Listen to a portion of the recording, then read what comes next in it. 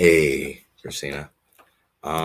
Today we'll be reading your chapter 4 entry on feathers sharp as knives and the first part. So, just to recap, anybody who's watching this and wondering what's going on, obviously, if you can get access to the other entries, please check them out. They're really cool. So, the story basically takes place, the setting is sort of like a Venice, Italy, sort of mystical. But obviously it's fantasy, and so a major component of this story is this magic system that's about this thread called Corin Conto, which essentially like has magical properties, and Corin Conto can be placed in people and essentially make them like akin to the gods, and so it's forbidden.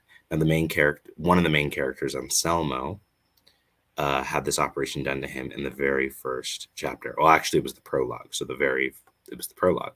And so he had that done to him when he was a child, and it basically gave him this huge advantage. And then after that, we switched perspective to Imelda, who is, what can I say? She's a Gen Zer in this mystical land or whatever.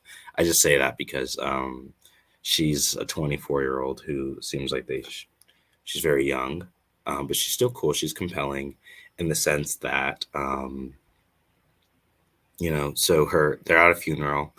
Her dad died. Her uncle's taking over as Doge. He's the main character. And she recently just found out that she's going to get married off, her and her brother Arturo. And she's not cool with this. So she's going to get married off. She's not cool with it. And that's sort of her plot. And then during that, she met up with a friend of hers who's a good friend of hers named Venezia. And Venezia is basically a military officer who's a friend of hers. And this takes place from that perspective. So if you've been paying attention, you'll know all this. But if you don't, there's a really, really nasty recap of Feathers Sharp as Knives as well. It's very compelling. I'm not sure if I did it justice, but yeah, definitely check it out. Anyway, let's read it out and give some feedback on this story and see how we're moving so far. So, the light blazed out of the windows of Ca Dandalo as Venezia's gondola abutted the dock. What a long day it had been. The messenger with news of her uncle's funeral, preparing a galley to race her there, dinner, the procession, and that awful execution. Oh, so if Venezia, if that was her uncle, she's Imelda's cousin. I didn't realize that. So now I know. Plus the 3-day journey from Zorzi, which felt like it would never end with how terribly she slept on the ship. Her head pounded and her body ached. She stepped off the boat and resigned herself to use the gondolier's hand to steady herself. Then she gripped the rails of the gangway and the stairs to ease the trek up to her home. Resigned herself to use the gondolier's hand. If I could get one more sentence on sort of the impact on that, that would be really cool. Resigned herself. Like, does she not usually like looking weak? Is it like a male-female thing? Expand on this a little bit. This is interesting. Alessia knew she'd be returning. Oh, I need to actually do a different inflection, so I'm going to be working on that. Alessia knew she'd be returning tonight. The maid would insist on undressing Venezia and brushing her hair, and it would all take such a long time. Venezia would be fine falling into bed fully clothed, even though she'd worn the same dress for days, and smelt like salt water and unwashed skin. She entered through a back door, careful not to let it slam shut, and crept up the stairs. More than an achy body urged her on. It had been about a month since her last seizure, which meant one was around the corner. With all the fatigue and stress of the day, she could have one at any moment. Normally, she didn't let that threat stress her, but her body couldn't take much more today. And it would alert her husband to her arrival. What a terrible way to end an exhausting day. She made it to the 3rd floor and snuck down the hall. Her husband's door was closed, but light peeked out from underneath. Voices, his and a woman's, leaked from under the door. Venezia rolled her eyes, but his distraction was well timed. She slipped into her room and closed the door. Bro is with another woman and she's just cool with that. That says a lot about their relationship. Her rolling her eyes, don't say anything more. That was like, that's brutal, yo. A fire already blazed in the hearth. She pulled her knives from their various sheaths, and they caught the light. Waist, thigh, ankle. Venezia never went without them, and her dress had special slits sewn in for quick access. For some reason, I imagined she was wearing like an officer's uniform during the funeral. I don't know why, but this is like throwing me off. I don't know why at the idea that she was wearing anything other than a dress. I think just because she came off as military, so I thought she'd be dressed as such. And I feel like this is the first mention of her dress, so that's something to think about. She pulled the sheets down on her bed, moved the pillow, and placed all 3 blades in the hole she'd cut into the mattress. She started unbuttoning her doublet. At least she'd get the damn clothes off. The door opened. Signora May. Alessia smiled, walking over. She pulled Venezia into a tight hug. The stout woman's shoulders had grown hunched in the 2 years Venezia had been gone, though her dark eyes remained bright. I'm so happy to see you. It's good to be home. Venezia continued undoing her buttons, but Alessia took over. Venezia's arms slumped from the weight of the day. Be quick, I'm exhausted. Alessia pursed her lips and helped Venezia out of the doublet and started on the dress. She understood Venezia's unspoken warning about a possible impending seizure. Who's the new girl? Venezia stepped out of her Fleet Admiral uniform. See, that's it. The Fleet Admiral uniform. When I'm thinking Fleet Admiral uniform, I don't think dress. So I think it had been referred to that as before, but I think like, the jacket with like the line coming down the middle and like trousers. So when you drop the idea uniform and then it's a dress, that's throwing me off. So I feel like when the first time it's mentioned, you have to describe the uniform as a dress as such, so that when I'm thinking uniform, I don't just make the connection of military officer uniform. That's what it was, because you referred to it as a uniform before. And when I think uniform, I don't think dress. So yeah, that's what's throwing me off. Or she's mentioning how the dress has slits in it, and she's talking about a dress that isn't present, which is even more confusing. So don't do that. Only mention that when she has a dress on. Mention that later. Because okay. So I'm actually going to read the rest of this, and we'll see if we're addressing this, because I'm looking over it now, and maybe I'm just being stupid. So it says, a doublet similar to a man's with a straight, short collar worn over a simply cut dress. Yeah, that's what's throwing me off. So there, you're describing it right there, but do that earlier. Do that the first time you see Venezia. Yeah.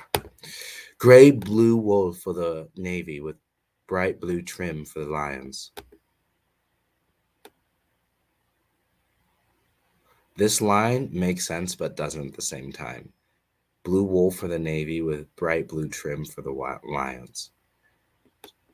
The bright blue trim is what made it special for the lions. I guess that makes sense. I don't know why. I just don't like that. It doesn't make too much sense. Anyway, Kari, Alessia said, Signor Lazaro bought her a few months ago. Bro was messing around with a slave, or maybe he's just talking to her. I hope he's just talking to her. That's kind of messed up. A slave? The man had absolutely no shame. That's what I'm thinking, right? Who buys a girl and then messes around with her? That's just kind of, that's suspect. That's suspect for sure. Okay. We don't need any more help. Plus, owning slaves was distasteful. They never worked as hard as paid help and had next to no loyalty. In my experience, slaves work harder. Which would say nothing. Okay. You're right as always, Signora May, but he insisted. Alessia grabbed the brush from the vanity inside. Your lovely hair is a tangled mess. Life on a boat. It's like seaweed and will be worse in the morning. Please let me brush it out. Fetch her, then you can attend to my hair. Of course, Signora May. I guess that's her station, Signora May. Alessia left, followed by a knock on Lazaro's door, then murmuring in the hall. Venezia took off her underdress and grabbed her nightgown from the wardrobe. Oh, clever girl. Alessia returned a moment later. Venezia sat so the maid could brush her hair. Minutes later, the slave girl entered. Kari had yellow hair and smooth, pale skin. She stood by the door, demurely holding a washbowl and towel, but her braid was mussed and her clothes wrinkled. She was young and pretty, as Lazaro preferred. Lazaro's not alone, man. He's not alone. Anyway, a red ring of corn canto circled her tiny wrist, the slave stitch, binding slaves to the masters. What? That's cool. Technically against Giore's commandments, but an infraction the priests conveniently ignored, like so many religions do. The stitch even used spirit rose. Rose or spirit rose? I'm going to say rose. Spirit rose, because that sounds cooler, even though there's no accent. Use spirit rose. Venezia's lips curled halfway to a sneer before she caught herself. She couldn't help it, faced with such blasphemy in her own home. Alessia and every other servant in the Dandolo household bore no thread cruelly embroidered into their arms.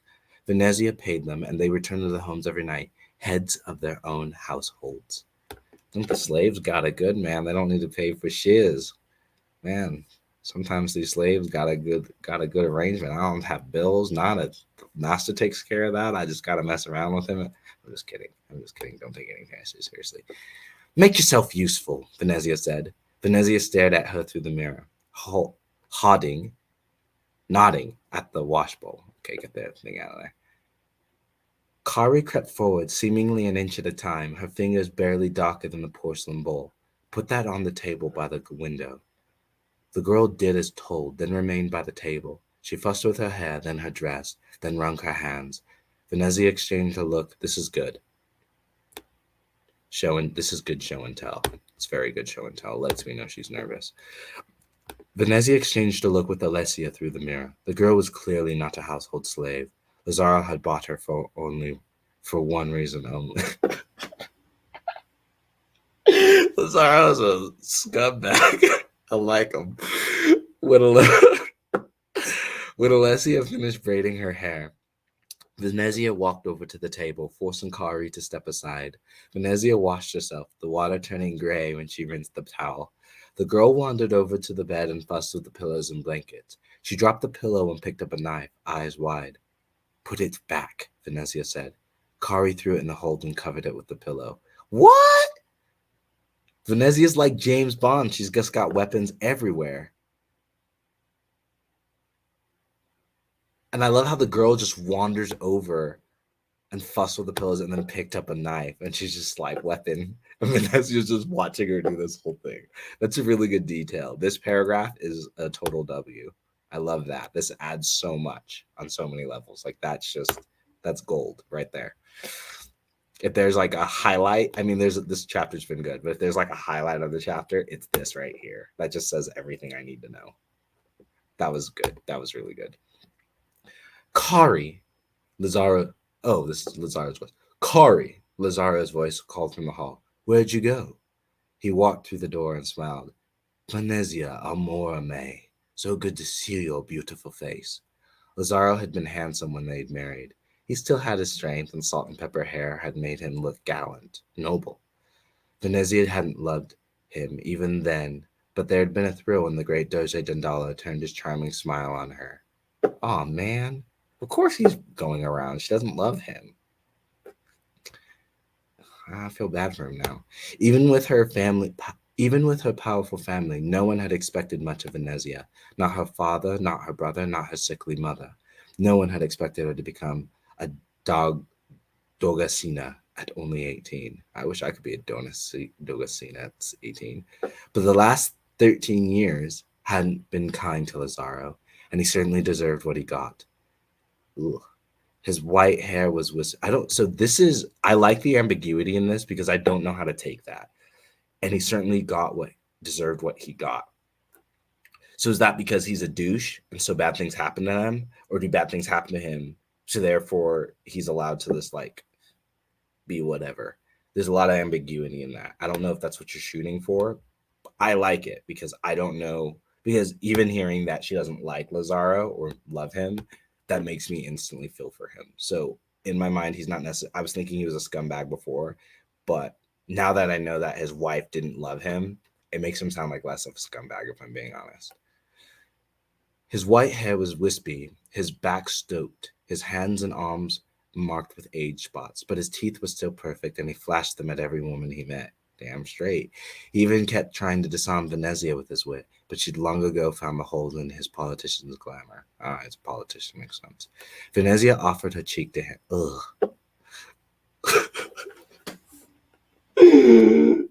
This would be a terrible marriage. Offered her cheek to him. I guess, I mean, he's messing around with the slave girl. Dude, I feel for this guy. This guy's got it bad. This guy's losing. This guy's chalking L's. Even though Venezia offered a cheek to him, he was allowed one kiss and one kiss only. Goddamn. Okay.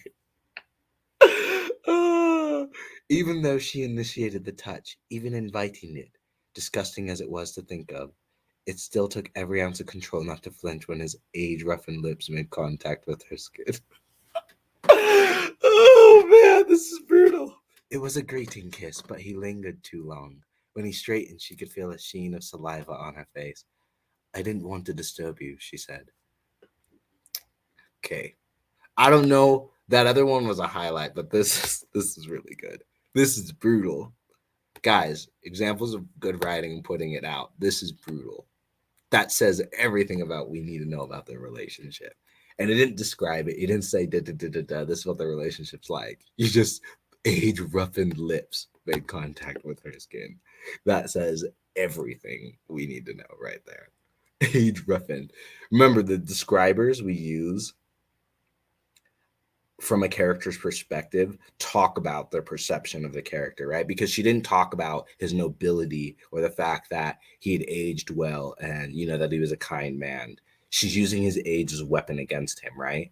But if we can see it in a different light, I almost would like someone to write this perspective where they use age as a positive way, right? Because it's not about his age. It's she's using that perspective against him or for him. You know what I mean? It's not the facts of the matter that are being described, but it's how those facts are described that determine the perspective we take, right? So right now, even though she initiated a touch, even invited it, discussing as it was to think of. So just that right there, you know, she's disgusted by it and she even invites it. It still took every ounce of control not to flinch when his age-roughened lips made contact with her skin. That tells us everything we need to know about their relationship and where she sits with him. So that's like really good. That's prime time. That's prime time description right there. Right? She didn't just say, oh, he didn't like him and this is why. It was like, no, right there. And it's shown to us. It took every ounce not to flinch. So we're thinking of her flinching, which is a show, right? Boom. Good times. This is a really strong paragraph. That was really strong. This is just a really strong chapter. Anyway, I need to keep reading, but I'm going to keep coming in with my commentary because that's golden right there. Let's get back to it. I didn't want to disturb you, she said. She nodded at Alessia and Kari. Leave us. Alessia gave Venezia one last look before leaving. She knew the entire household knew the truth of their marriage. Damn straight. But Venezia kept up appearances, even for the servants. Quitting would feel too much like defeat, and she had stopped losing long ago. Why didn't you attend my uncle's funeral? Lazaro put a hand on his chest. My heart was too weak this morning. I spent most of the day in bed. Kari closed the door. Of course he had. I didn't even think about it.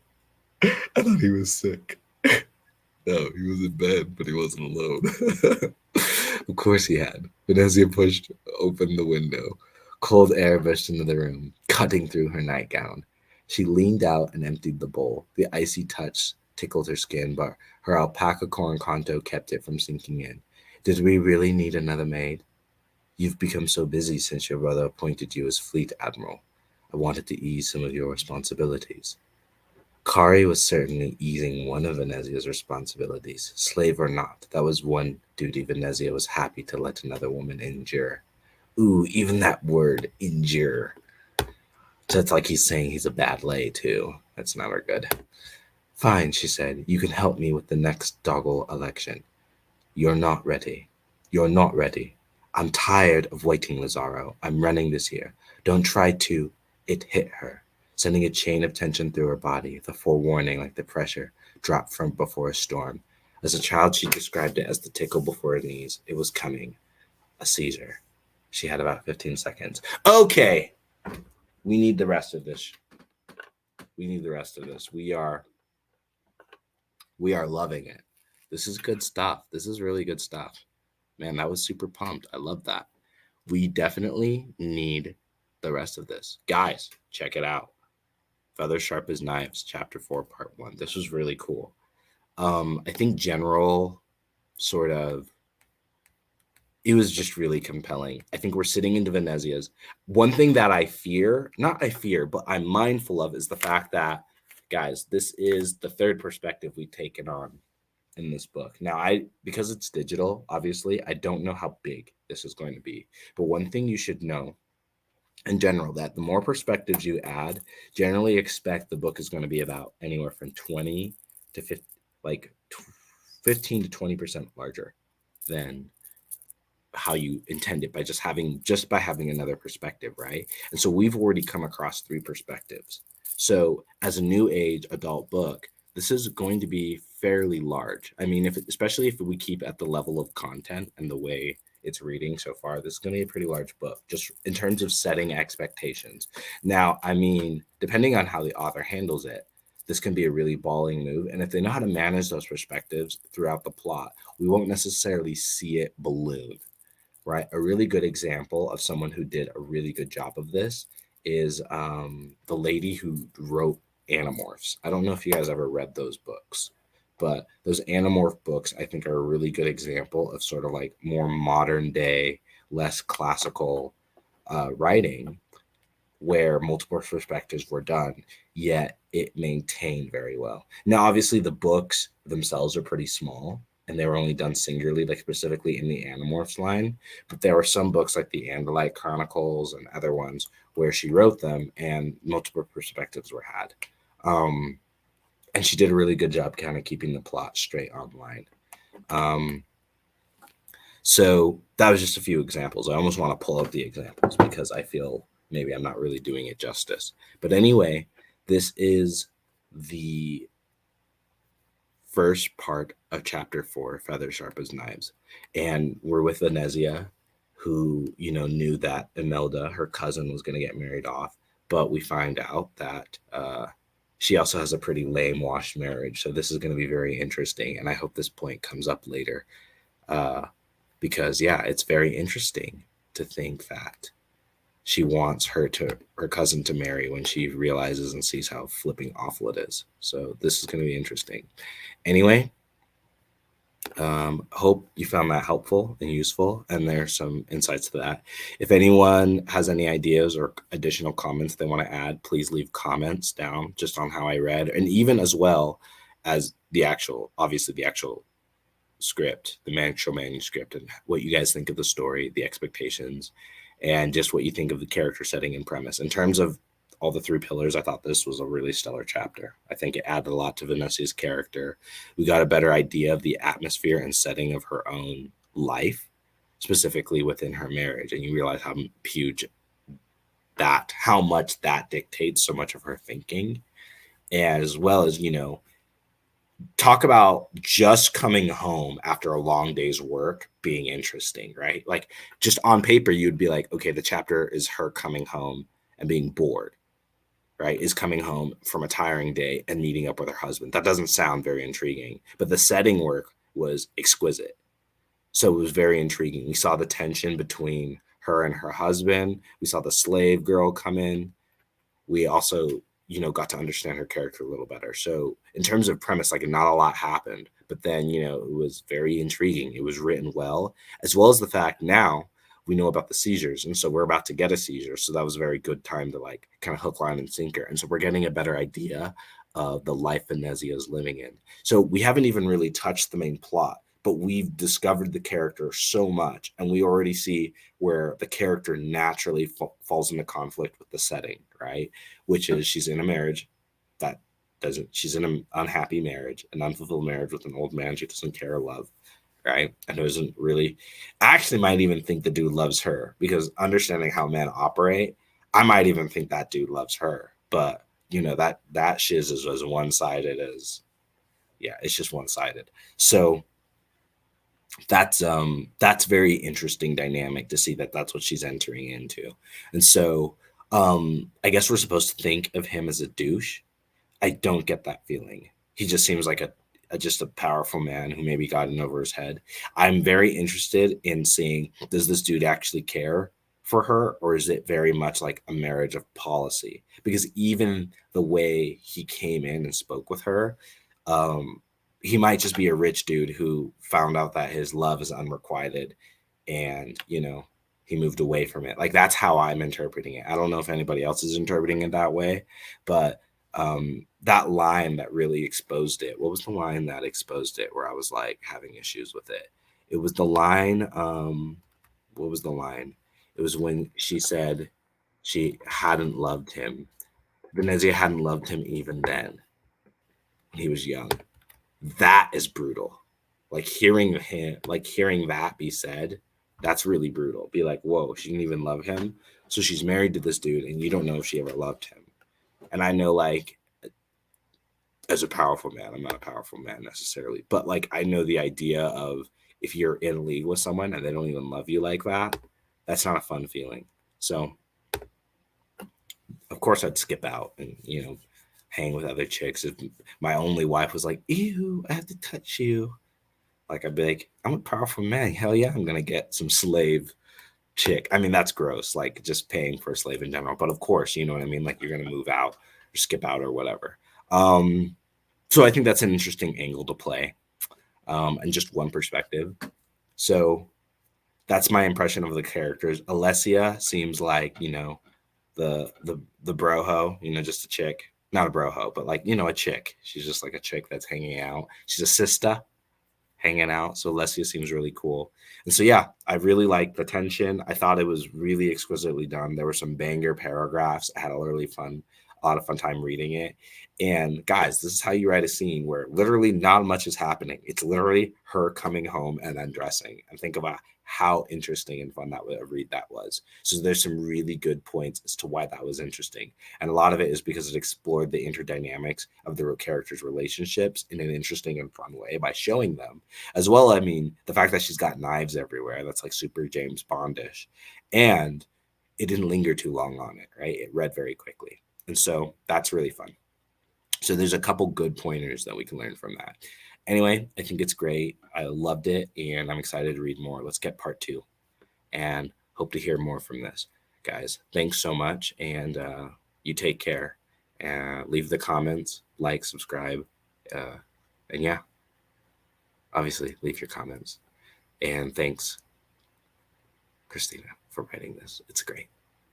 And we're out.